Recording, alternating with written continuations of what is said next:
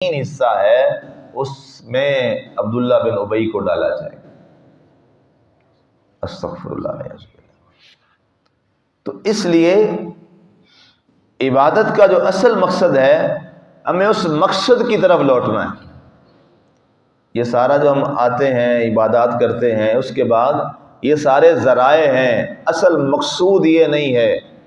یہ ذرا مشکل مسئلہ ہے، ذرا توجہ سے سنیے گا اور غور طلب ہے، نہ سمجھ آئے پھر آپ دوبارہ مجھ سے پوچھ لیں، علیحدگی میں پوچھ لیں، لائبریری میں پوچھ لیں۔ اصل مقصد نماز نہیں ہے، اصل مقصود روزہ نہیں ہے، اصل مقصود حج و زکوٰۃ نہیں ہے۔ یہ تمام جو ہم عبادات کرتے ہیں، یہ تو میں نے 4-5 کا نام لیا، باقی جتنی عبادات ہیں اصل مقصود یہ نہیں ہے چیزیں۔ ان سب سے اصل مقصود جو ایک ہی چیز ہے سب میں، وہ ہے اللہ تعالیٰ کی معرفت اور اللہ کی محبت۔ نماز ہم نے ادا کی، ہمارا مقصد نماز نہیں ہے، نماز ہم نے اس لیے ادا کی ہے کہ اس کا اصل مقصد ہے ہمارا اللہ ہم سے راضی ہو جائے۔ سمجھ آئی میری بات؟ رمضان کے روزے رکھتے ہیں، روزے رکھنا ہمارا مقصود نہیں ہے، روزے اس لیے رکھتے ہیں، اس لیے اصل مقصد ہے کہ کسی طرح ہمارا اللہ ہم سے راضی ہو جائے۔ وگرنہ حدیث میں جو آتا ہے، ایک شخص ہے وہ روزہ رکھتا ہے، سارا دن کچھ نہ کھاتا ہے نہ پیتا ہے، نہ جماع کے قریب جاتا ہے، اور شام کو وہ کھاتا ہے تو فرمایا سارا دن کا اس کا روزہ سوائے بھوک اور پیاس کے کچھ نہیں ہے نا حدیثوں میں یہ بات۔ تو پھر پتہ کیا چلا، مقصود روزہ نہیں تھا۔ اگر روزہ تھا تو وہ تو بیچارے نے پورا کر دیا، صبح سے نہ اس نے کھایا نہ پیا نہ جماع کے قریب گیا، اور اس نے پورا جب افطاری کا بند ہوا، اعلان ہوا مسجد سے، اس نے بند کر دی، جب اعلان ہوا افطار کر لو، اس نے افطار کیا، تو اس کو تو پھر کہنا چاہیے کہ اس کو فائدہ ہوا، وہ روزے دار ہے۔ لیکن اللہ کے نبی صلی اللہ علیہ وسلم فرماتے ہیں نہیں، وہ روزے دار نہیں ہے، سوائے بھوک پیاس کے اس نے کچھ نہیں کیا۔ تو پتہ چلا مقصود روزہ نہیں تھا، مقصود وہ بھوک پیاس نہیں تھی، مقصود کیا تھا؟ وہ اللہ کی رضا تھی۔ جس کو ملی اس کا روزہ اللہ کے ہاں قبول ہو گیا، جس کو نہ ملی اس کا روزہ بیکار، سوائے بھوک پیاس کے کچھ نہیں۔ اب یہ اصل روح ہے عبادت کی، ہمیں اس کی طرف توجہ کرنا ہے، ہمیں تمام عبادات کی اصل کی طرف بڑھنا ہے، پھر ہمیں وہ ذوق عبادت نصیب ہوگا، پھر ہمیں اس کی اصل نصیب ہوگی۔ یہی فرق ہے علماء ظاہر میں اور علماء باطن میں۔ علماء ظاہر نے ظاہر پر ساری توجہ دی اور باطن پاک نہ ہوا، جس کی وجہ سے نماز بھی پڑھی، فساد بھی اسی طرح رہا، نماز بھی پڑھی، برائیاں اسی طرح کرتے رہے، نماز بھی پڑھی، غیبت، چغلی، چوری، فساد، دنگا، لڑائی، جھگڑے، رشتہ داروں کے حق کھانا، یتیم کا حق کھا جانا، ملاوٹ، یہ ساری چیزیں اسی طرح چلتی رہیں۔ کیا مطلب؟ ظاہری طور پہ تو ادا کیا، لیکن باطن کے اندر وہ معرفت الہی اور رضا الہی نہ آ سکی۔ تو اس لیے نتیجہ کیا نکلا؟ عبادت کا اصل مقصود وہ عبادت نہیں ہوتی، عبادت کا اصل مقصود اور منشا کیا ہوتی ہے؟ وہ اللہ کی رضا طلبی ہوتی ہے۔ اگر وہ مل جائے تو مبارک، نماز ادا ہو گئی، اگر وہ نہ حاصل ہوئی تو پھر سوائے سیٹ سٹینڈ کے کچھ نہیں۔ اب یہاں پہ آدم علیہ السلام کا 300 سال تک رونا اس بات کا ہمارے لیے ایک بڑا سبق ہے کہ ہم دن میں اللہ کی کتنی فرمانی اور نافرمانیاں کرتے ہیں، اور پھر رات سونے سے پہلے ہم کتنے آنسو بہا کر اپنے ان گناہوں کو دھوتے ہیں۔ یہ ہم سب کے لیے سوال ہے، میرے سمیت آپ سمیت سب کے لیے یہ ایک سوالیہ نشان ہے ہم سب کے لیے، اور ہمیں اس پہ غور کرنا ہے، اور ضرور غور کرنا چاہیے۔ پہلے نہیں ہو سکا تو اب سے شروع کر لیں، مالک کا دروازہ کھلا۔ اب جب آدم علیہ السلام مسلسل روتے رہے، اب اس میں لکھا مفسرین نے جنت سے علیحدگی تھی، بیوی سے جدائی تھی، اب اکیلے ہیں، تنہا ہیں، تیسری بات اللہ سے جس نے اللہ نے جس چیز سے منع کیا تھا وہ کر لیا ہے۔ یہ 3 باتیں بڑی تھیں جس سے آپ مسلسل روتے رہے، اور فرمایا سب سے پہلی بات یہ تھی کہ میں نے وہ کیوں کھایا جس سے اللہ نے منع کیا تھا۔ اس بنیاد پر اتنا روئے اتنا روئے اتنا روئے۔ اب جب مسلسل روئے، حدیث شریف میں پڑھ رہا تھا کہ اتنا روئے کہ آج حضرت جبریل علیہ السلام کو آپ کے رونے پر ترس آ گیا اور مالک سے کہا کہ اے میرے مالک اب تو معاف کر دے. اتنا روئے ہیں آدم علیہ السلام. اللہ اکبر اللہ اکبر. اتنا روئے ہیں آدم علیہ السلام. دنیا میں 5 لوگ بہت روئے. ایک تو حضرت سیدنا آدم علیہ السلام کا یہ. دوسرا حضرت یحییٰ علیہ السلام اللہ کے خوف سے آپ بہت روئے گئے. حضرت یعقوب علیہ السلام اپنے والد کے اپنے بیٹے یوسف علیہ السلام کے فراق میں بہت روئے. اور حضرت سیدہ طیبہ طاہرہ سیدہ فاطمہ الزہرا سلام اللہ علیہا آپ حضور صلی اللہ علیہ وسلم کے وصال کے بعد بہت آنسو بہاتے تھے. اس لیے فوراً ہی آپ اللہ تعالیٰ نے آپ کو بلا لی.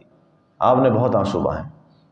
اور 5ویں شخصیت حضرت سیدنا امام زین العابدین رضی اللہ تعالیٰ عنہ آپ نے کربلا کے بعد بہت آنسو بہائے. ایک شخص رہ جائے اور اس کے سامنے سارے ذبح ہو جائیں, بھائی ذبح ہو جائیں, چچا کے بیٹے ذبح ہو جائیں, تائے کے بیٹے ذبح ہو جائیں, بانجے ذبح ہو جائیں, ان کے وہ پھپھو کے بیٹے ذبح ہو جائیں, اور سب سے بڑی بات باپ ذبح ہو جائے اپنی آنکھوں کے سامنے. اور صرف ابھی ذبح نہیں ہوا, اس کے اوپر گھوڑے بھی چلا دیے جائیں, ان کی لاشیں دڑ کہیں ڈال دیے جائیں, سر کہیں ڈال دیے جائیں. سوشل میڈیا پہ آپ دیکھ رہے ہوں گے مولانا طارق جمیل صاحب کے بہت خطاب ہم نے صبر پہ سنے, آپ بھی سنتے تھے, وہ بہت صبر کا درس دیتے تھے. کل میں دیکھ رہا تھا کہ وہ صوفے پہ بیٹھے, ان سے اٹھا نہیں گیا, نڈال تھے جی, جوان بیٹے کی ڈیتھ ہو گئی. میں نے کہا کتنا بڑا دنیا میں ان کے وہ لوگ ان کے فالوورز ہیں, نہیں برداشت کر سکے نا ایک بیٹے کا صدمہ. میں نے کہا اب سمجھ آنی چاہیے ہمیں کہ کربلا میں حسین کتنا مضبوط انسان ہے, اور اس کے بعد امام زین العابدین کتنا مضبوط انسان ہے. میں نے ان کے فالوور سے کہا, میں نے کہا اب کہتے تھے کربلا کیا ہے, ایسے تم رلاتے باتیں کرتے ہو. میں نے کہا اب بتائیے, جب انسان پہ خود پڑتی ہے تو اندازہ ہوتا ہے. میں نے کہا یہاں تو صرف ایک بیٹا ہے, تو مولانا صاحب سے اٹھا نہیں گیا. اور واقع ظاہر ہے جوان بیٹے کی موت, باپ بیٹوں کے جنازے باپ نہ ہی اٹھائیں تو بیٹے ہی باپ کے جنازے لے جائیں تو سمجھ آ جاتی ہے بات. مشکل ہوتا ہے جی, بہت مشکل ہے. یہ جس پہ بیتتی ہے اسی کو پتہ ہوتا ہے, دوسرے کو پتہ نہیں ہوتا. میں نے کہا اب اندازہ کیجئے, امام زین العابدین کو دیکھیے, وہ کیا عظیم انسان تھے. زین العابدین رضی اللہ تعالیٰ عنہ, جنہوں نے باپ کا لاشا بھی دیکھا, جنہوں نے بھائیوں کے لاشے بھی دیکھے, جنہوں نے اپنے معصوم علی اصغر کے لاشے بھی دیکھے, لیکن اس کے باوجود ضبط کے ساتھ کھڑا ہے. پھر سمجھ آتی ہے کہ یہ کربلا کیا ہے, پھر سمجھ آتی ہے. اب میں عرض کر رہا تھا کہ یہ 5 لوگ دنیا میں بہت روئے. حضرت یحییٰ علیہ السلام خوف الہی, حضرت یعقوب علیہ السلام فراق یوسف علیہ السلام, جناب سیدنا زین العابدین رضی اللہ تعالیٰ عنہ کربلا کے بعد, سیدہ کائنات وصال رسول صلی اللہ علیہ وسلم کے بعد, اور حضرت آدم علیہ السلام سب سے پہلے. ان کا نمبر ہے کہ یہ سب سے زیادہ روئے 300 سال تک. یہ 5 شخصیات کا نام کتابوں میں ملتا ہے. اب جب یہ مسلسل گریہ جاری رہی تو اب اللہ تعالیٰ کو رحم آیا, بڑا رحیم ہے, کریم ہے. فَتَلَقَّى آدَمُ مِن رَبِّهِ کلمات. اب اللہ تعالیٰ کی طرف سے آدم علیہ السلام نے کچھ کلمے حاصل کیے, کچھ دعائیہ کلمات حاصل کیے. ایک تو یہ روایت ملتی ہے, اور وہ کلمات موجود ہے قرآن پاک میں, ربنا ظلمنا انفسنا وان لم تغفر لنا وترحمنا لنکونن من الخاسرین. ایک تو یہ کلمات ہے. اور دوسری روایت جو امام بیہقی نے شعب الایمان میں لکھی, امام طبرانی نے معجم میں لکھی, اور امام ابو نعیم نے بھی یہ حدیث روایت کی حضرت علی سے اور حضرت سیدنا عمر فاروق رضی اللہ تعالی عنہما سے.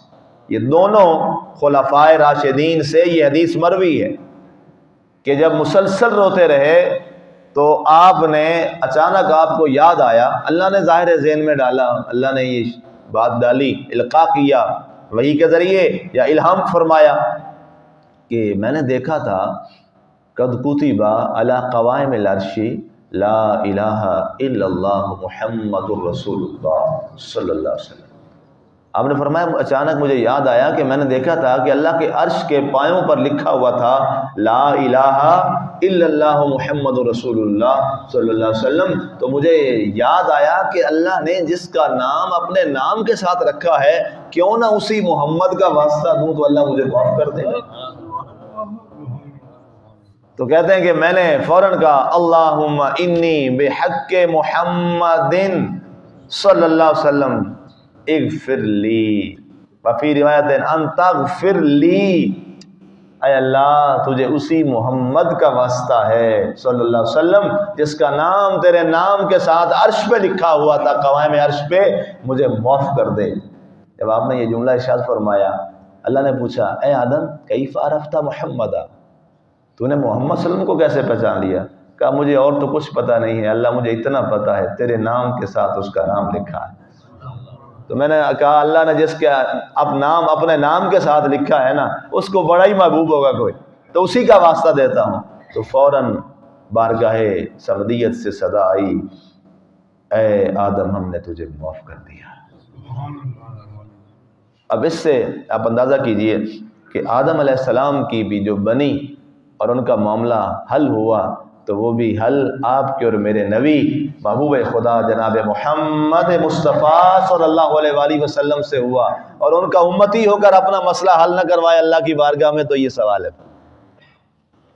تو اس کے بعد پھر اللہ تعالیٰ نے کرم فرمایا تو ارشاد ہوتا ہے فتاب علیہ، جب وسیلہ مصطفیٰ صلی اللہ علیہ وسلم دیا تو اللہ نے آپ کی توبہ کو فوراً قبول فرما لیا۔ فتابہ سے پہلے جو فا ہے نا جی، یہ فا یہ گرامر کے لحاظ سے فوراً کے معنی میں آتی ہے کہ بس فوراً یہ معاملہ ہوا۔